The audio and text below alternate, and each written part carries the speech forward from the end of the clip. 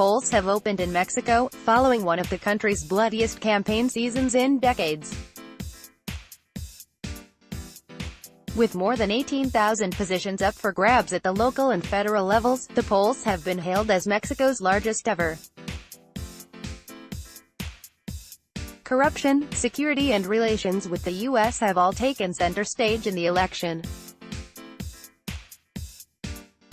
In the presidential race, former Mexico City Mayor Andrés Manuel López Obrador, 64, has come out as the clear frontrunner, with recent polls showing he has the support of 51 to 54% of the electorate, a lead of more than 20% over his closest rival.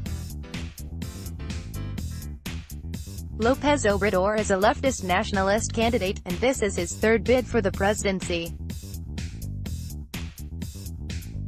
Some analysts suggest that his regeneration movement, known as Morena, could also win the majority of the seats in Congress. While he has campaigned on defending Mexico's poor and on other leftists' policies, he has been criticized for habitually changing his positions, and has even been compared by some to President Donald Trump. More than 130 politicians have been killed since the start of the election season, which began 9 months ago.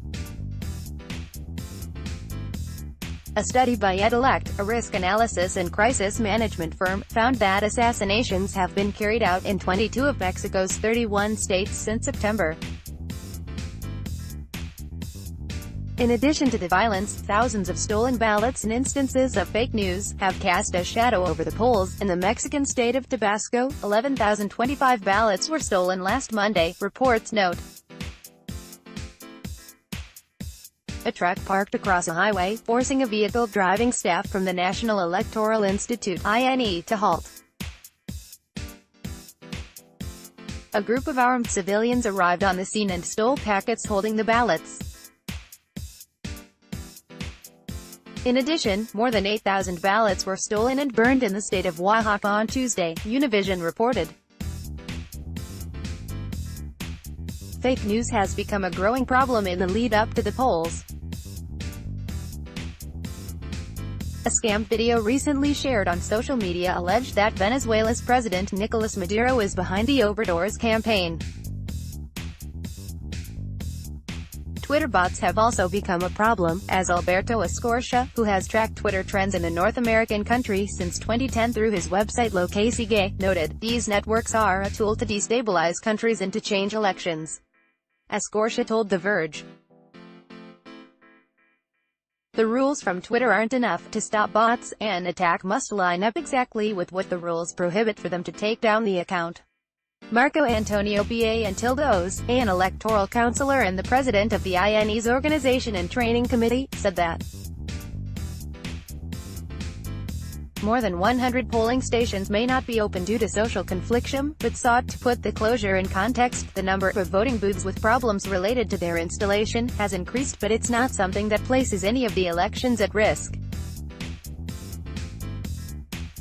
It's a recurring problem in every electoral process. We're talking about around 100 booths, out of 157,000.